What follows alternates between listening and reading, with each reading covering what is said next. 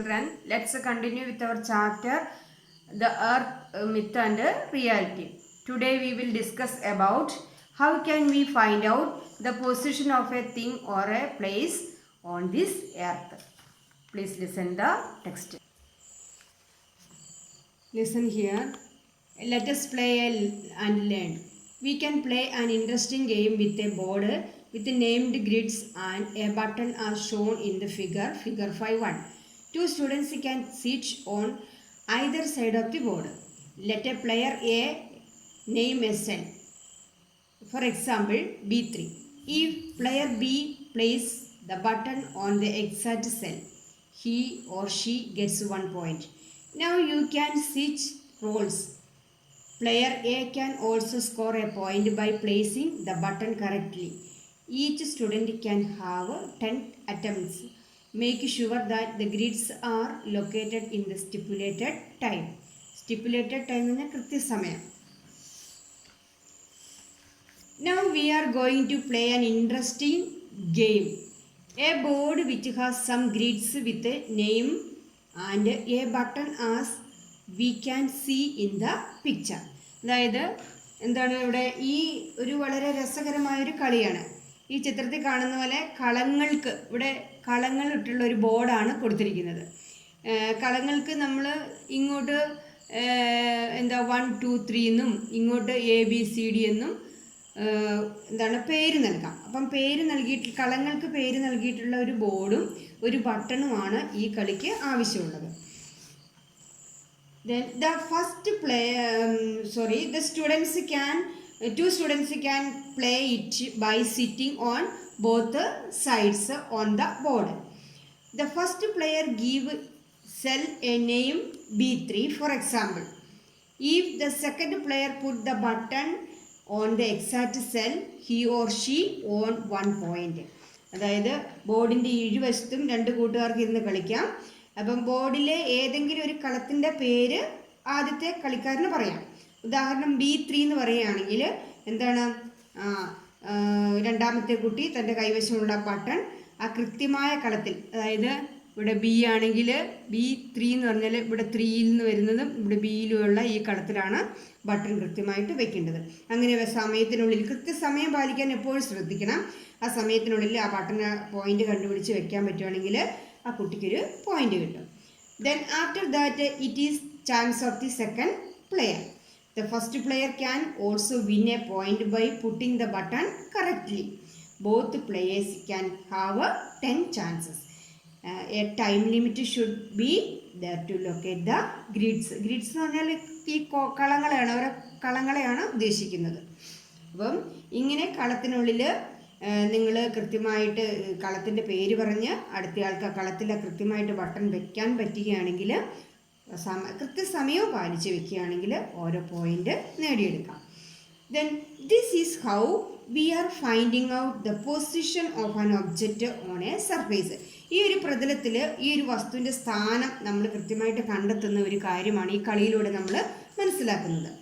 Then next, how can we find out the position of a thing or region on this spherical and extensive earth? Is it by drawing lines? How can we find out the exact location of an object or place on this vast and spherical earth? Extensive എന്ന് പറഞ്ഞാൽ വലിപ്പമേറിയ എന്നുള്ള അർത്ഥമുള്ളൂ. ഈ വിശാലമായ ഭൂമിയിൽ, spherical means ഗോളാകൃതി. ഈ ഗോളാകൃതിയിലുള്ളതും വളരെ വലുതുമായ ഈ ഭൂമിയിൽ ഒരു പ്രദേശത്തിൻ്റെ ഒരു വസ്തുവിൻ്റെയോ സ്ഥാനം നമ്മൾ എങ്ങനെയാണ് ഫൈൻഡ് ഔട്ട് ചെയ്യുന്നത്? Is it by drawing lines. It is possible by drawing lines on earth. ഭൂമിയുടെ പുറത്ത് വരകൾ വരച്ച് നമ്മൾക്കത് സാധിക്കുന്നു. See the figure of the ball given figure 5.2. How can you describe the location of the picture pasted on it? A picture, listen, check the picture of a ball given below. A picture pasted on that ball, how can you describe the location of that picture? ഇവിടെ ഈ ബോളിൽ നമ്മളൊരു picture ഒട്ടിച്ചിട്ടുണ്ട്. ആ പിക്ചറിൻ്റെ സ്ഥാനം എവിടെയാണെന്ന്, കൃത്യമായ location എവിടെയാണെന്ന് നമുക്ക് കണ്ടെത്താൻ സാധിക്കുമോ? Then is it at the top, മുകളിലാണോ? Is it at the bottom? Is it in the middle? Is it along the edge? None of the above answers are correct as the shape of the ball is spherical.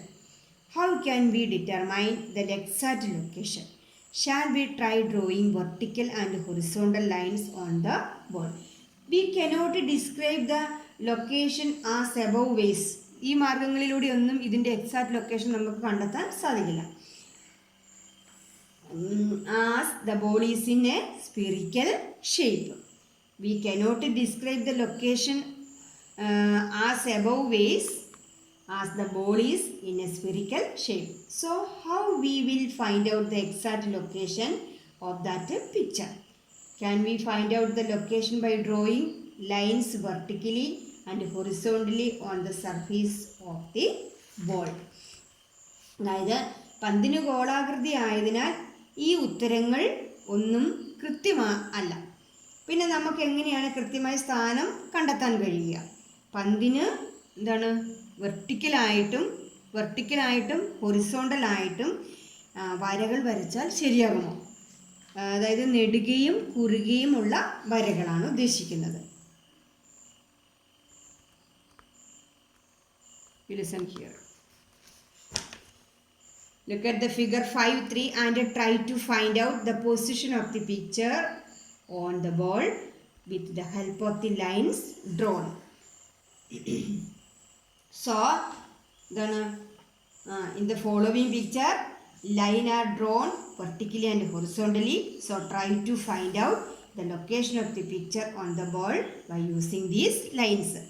In the following picture the lines are drawn vertically and horizontally. So try to find out the location of the picture on the ball by using these lines. We can name the lines from left to right 1, 2, 3, 4, 5, 6, 7. Then and the top to bottom as 1, 2, 3, 4, 5 like that. Now we can say the correct position of the picture on the ball. The picture is on the line C between the lines 5 and 7. Did you understand it?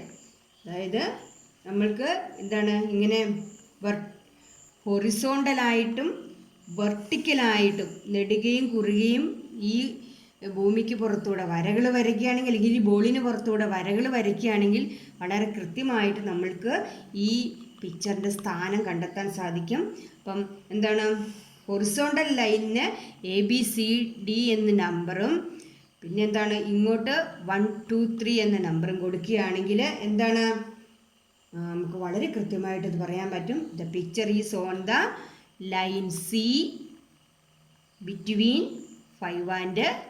between lines 5 and 7. Did you understand it? Vertical അതായത് കുറുകെയുള്ള ലൈനുകളാണ് vertical ലൈനുകൾ. ഇത് vertical ലൈനുകൾ. നെടുകയുള്ള ലൈനാണ് horizontal line, vertical line. Don't forget it. Then like this we can locate or specify the position of any place or object on the earth. Next class we will discuss it. Hope you understood it. Thank you.